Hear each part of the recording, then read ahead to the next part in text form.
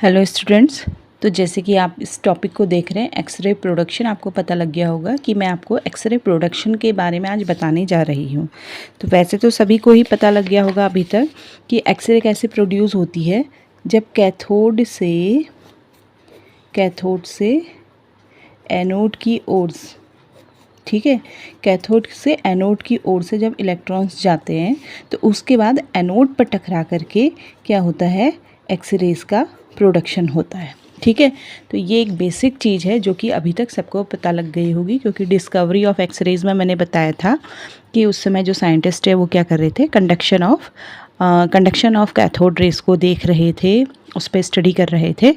तो इतना आपको पता है कि कैथोड से एनोड की ओर को जब इलेक्ट्रॉन्स जाते हैं तो उससे क्या प्रोड्यूस होता है, एनोड पे टकरा करके फिर एक्सरेज का प्रोडक्शन होता है। अब लेकिन बेसिकली इसके अंदर है क्या चीज़, ठीक है, तो डेप्थ में क्या है, डेप्थ में जाने के लिए हम इसको थोड़ा सा डीपली पढ़ेंगे और साथ साथ नोट्स भी पढ़ते जाएंगे। तो देखिए, X-ray production, the primary function of the X-ray imaging system is to accelerate electrons from the cathode to the anode in the X-ray tube। तो जैसे अभी मैंने बताया कि एकदम जो बेसिक चीज़ है वो क्या है, इलेक्ट्रॉन्स का एसिलेरेशन है। कहाँ से कहाँ को, कैथोड से एनोड की तरफ को, ठीक है, और किसके अंदर, एक्सरे ट्यूब के अंदर। The three principal parts of X-ray imaging system, अब इसके लिए एक्सरे इमेजिंग सिस्टम के जो 3 पार्ट्स हैं वो भी पता होने चाहिए। ये क्या है, the operating console, high voltage generator and X-ray tube. All are designed to provide a large number of electrons with high kinetic energy focused to a small spot on the anode. तो ये जितने भी electrons accelerate हो रहे हैं उन सब की एनर्जी क्या है, बहुत ज़्यादा है। काइनेटिक एनर्जी क्या होती है, जब कोई भी चीज़ मोशन में होती है तो उसके अंदर जो एनर्जी होती है उसको हम काइनेटिक एनर्जी कहते हैं। तो जो इलेक्ट्रॉन्स हैं, इलेक्ट्रॉन्स क्या कर रहे हैं, कैथोड से एनोड की ओर को मूव कर रहे हैं, तो मूवमेंट के कारण उनमें क्या है, काइनेटिक एनर्जी है, और वो काइनेटिक एनर्जी क्या है, बहुत ही ज़्यादा है। ठीक है, बहुत ही ज़्यादा है। उसके बाद वो एनोड पर एक स्मॉल स्पॉट पर फोकस जो हो रहे हैं वहाँ पर टकरा रहे हैं, और इससे क्या हो रहा है, एक्सरेज का प्रोडक्शन हो रहा है। ठीक है, अब इसमें एक बहुत छोटी सी चीज़ आती है जो कि बहुत ही कॉमन है, सबको पता होनी चाहिए, लेकिन कई बार बच्चों को ये चीज़ पता नहीं होती है। तो वो है क्या, प्रोजेक्टाइल इलेक्ट्रॉन। प्रोजेक्टाइल इलेक्ट्रॉन किसे कहते हैं, मैंने अभी आपको क्या बताया था कि कैथोड से एनोड की ओर को इलेक्ट्रॉन्स का मूवमेंट हो रहा है। ठीक है, तो ये जो इलेक्ट्रॉन्स हैं, ठीक है, ये जो इलेक्ट्रॉन्स जो कैथोड से एनोड की ओर को मूव कर रहे हैं, इन इलेक्ट्रॉन्स को क्या बोलते हैं हम, प्रोजेक्टाइल इलेक्ट्रॉन बोलते हैं। ठीक है, ये क्या हुए, ये प्रोजेक्टाइल इलेक्ट्रॉन्स हुए। So the electrons travelling from cathode to anode constitute the X-ray tube current and sometimes called projectile electrons. तो इन इलेक्ट्रॉन्स में जो कैथोड से एनोड की तरफ को मूव कर रहे हैं, इनमें क्या है, करंट है। ठीक है, इनमें करंट है, इनमें बहुत हाई काइनेटिक एनर्जी है, और वो एनोड के एक स्मॉल स्पॉट पर फोकस्ड हो रहे हैं। तो इन इलेक्ट्रॉन्स को हम क्या बोलते हैं, प्रोजेक्टाइल इलेक्ट्रॉन बोलते हैं। ठीक है, when these projectile electrons hit the heavy metal atom of X-ray tube target, they transfer their kinetic energy to the target atom। अब देखो आगे क्या बोलता है, all electrons have the same mass, मतलब कि सभी इलेक्ट्रॉन्स का जो मास है वो सेम है। Therefore electron kinetic energy is increased by raising the KVP. सभी इलेक्ट्रॉन्स का जो मास है वो सेम है। ठीक है, तो इस वजह से जब भी हम वोल्टेज बढ़ाएंगे, जैसे ही वोल्टेज बढ़ाया, ठीक, तो उसके साथ ही साथ क्या होता है, इलेक्ट्रॉन की काइनेटिक एनर्जी भी बढ़ती चली जाती है। As electron kinetic energy is increased, both the intensity means quantity and the energy क्या हुई, उसकी क्वालिटी हुई, of the X-ray beam are increased. तो जैसे ही इलेक्ट्रॉन की काइनेटिक एनर्जी बढ़ी, उसकी इंटेंसिटी भी बढ़ती है और उसकी एनर्जी भी बढ़ती है। सही है, एक्सरे बीम की जो इंटेंसिटी और एनर्जी दोनों की दोनों बढ़ जाती है। अब ये कैसे बढ़ती है, चलो मैं बताती हूँ। देखो क्या कहा कि कैथोड से एनोड की ओर को इलेक्ट्रॉन मूव कर रहे हैं। ठीक है, अब हम जब यहाँ पर KVP, किलो वोल्टेज पीक, ठीक है। जब हम इसको बढ़ाएंगे, वोल्टेज को बढ़ाएंगे, तो इलेक्ट्रॉन्स की क्या है, काइनेटिक एनर्जी बढ़ेगी।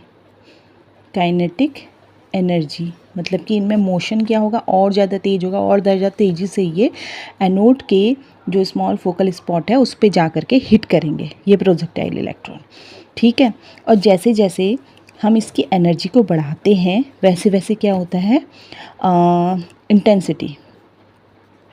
इंटेंसिटी मतलब क्या होता है, नंबर ऑफ इलेक्ट्रॉन्स। जितनी ज़्यादा केवीपी देंगे उतने ज़्यादा इलेक्ट्रॉन्स पर सेकंड क्या होंगे, बढ़ेंगे, क्योंकि क्या हो रहा है, इलेक्ट्रॉन्स आगे को मूव कर रहे हैं, ठीक है। इलेक्ट्रॉन्स आगे को मूव कर रहे हैं, तो एक सेकेंड में अगर अभी इतने इलेक्ट्रॉन हैं तो अगर हम केवीपी मतलब वोल्टेज बढ़ा दिए तो एक सेकेंड में हमें कितने और ज़्यादा इलेक्ट्रॉन्स मिल जाएंगे, क्योंकि उनकी एनर्जी हमने बढ़ा दी है, ठीक है। बहुत ज़्यादा तेज़ी से वो आगे को मूव करेंगे तो एक सेकेंड में हमें कई सारे इलेक्ट्रॉन्स मिलेंगे, मतलब नंबर ऑफ़ इलेक्ट्रॉन्स बढ़ जाएंगे, इंटेंसिटी क्या होगी, इंक्रीज़ हो जाएगी। और दूसरी चीज़ क्या होती है उसकी, एनर्जी। एनर्जी मतलब कि अगर हर एक में पहले कम एनर्जी थी, ठीक है, कम एनर्जी थी, जैसे कोई साइकिल चला रहा है, चलो कोई साइकिल चला रहा है, एक साइकिलिस्ट साइकिल चला रहा है, ठीक है। तो ये चला रहा है, थकेगा, उसके बाद क्या होगा, जैसे मैराथन वगैरह दौड़ होती है तो उनमें क्या होता है, कहीं पर कोई कोल्ड ड्रिंक या सॉफ्ट ड्रिंक रखी होती है पीने के लिए, सॉफ्ट ड्रिंक्स वगैरह रखी होती है पीने के लिए, या कोई ORS रखा होता है, इलेक्ट्रोलाइट रखा होता है। तो उससे क्या होता है, जैसे ही ये साइकिलिस्ट इसको पीता है उसको और ज़्यादा एनर्जी मिल जाती है, ठीक है, और ज़्यादा एनर्जी मिल जाती है और ये और ज़्यादा तेज़ी से आगे को मूव करने लगता है। तो ऐसे ही इलेक्ट्रॉन्स के साथ भी है। इलेक्ट्रॉन्स का जो ORS है वो क्या है, इसकी KVP है, मतलब इसकी जो हम वोल्टेज दे रहे हैं वो, जैसे ही वोल्टेज बढ़ाएंगे वैसे ही इलेक्ट्रॉन्स और ज़्यादा अमाउंट में बढ़ेंगे, उनकी इंटेंसिटी बढ़ेगी और एनर्जी भी साथ ही साथ उनकी और ज़्यादा बढ़ जाएगी, ठीक है। तो ये था प्रोजेक्टाइल इलेक्ट्रॉन की, जब हम केवीपी को बढ़ाते हैं तो प्रोजेक्टाइल इलेक्ट्रॉन की काइनेटिक एनर्जी बढ़ती है और उससे क्या इफ़ेक्ट पड़ता है, ठीक है। अब आगे का देखते हैं। The projectile electron interact with either the orbital electron और the nuclear field of the target atom, ठीक है। तो हम जब इसकी जो प्रोजेक्टाइल इलेक्ट्रॉन है, ठीक है, प्रोजेक्टाइल इलेक्ट्रॉन जो है ये वाला, ये जो प्रोजेक्टाइल इलेक्ट्रॉन है ये एनोड से टकरा रहा है। तो एनोड से टकरा रहा है, एनोड क्या है, एनोड पे जो टारगेट मटेरियल है, ठीक है, एनोड के टारगेट मटेरियल से ये टकराएगा।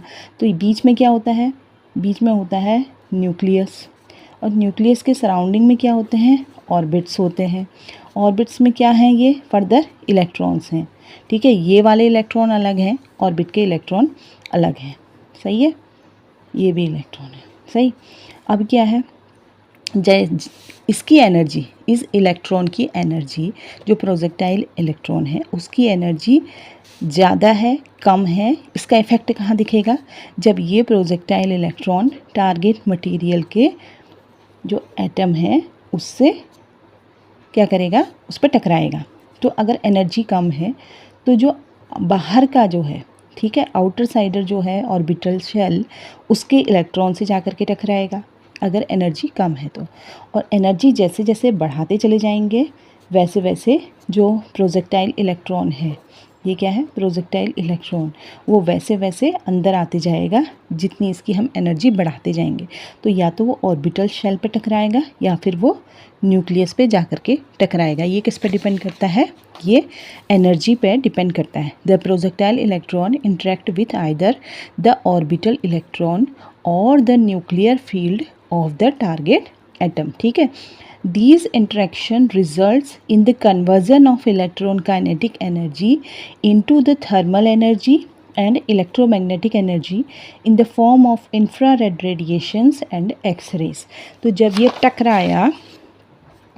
टकराया तो दो तरीके से जो इलेक्ट्रॉन, प्रोजेक्टाइल इलेक्ट्रॉन की जो काइनेटिक एनर्जी है उसका दो तरीके से क्या हुआ, लॉस हुआ। वो लॉस किस तरीके से हुआ, एक तो हीट के फॉर्म में हुआ, एक तो हीट निकली उससे, ठीक है, जैसे यहाँ पर टकराव होगा वहाँ पर क्या होगा, एक तो हीट निकलेगी, दूसरा क्या होता है, दूसरा इंफ्रारेड रेडिएशंस, ठीक है, इंफ्रारेड रेडिएशंस निकल रही है और साथ ही साथ क्या निकल रही हैं, एक्स रेज भी बन रही हैं, सही है, एक्सरेज भी बन रही है। अभी हीट कैसे निकलती है?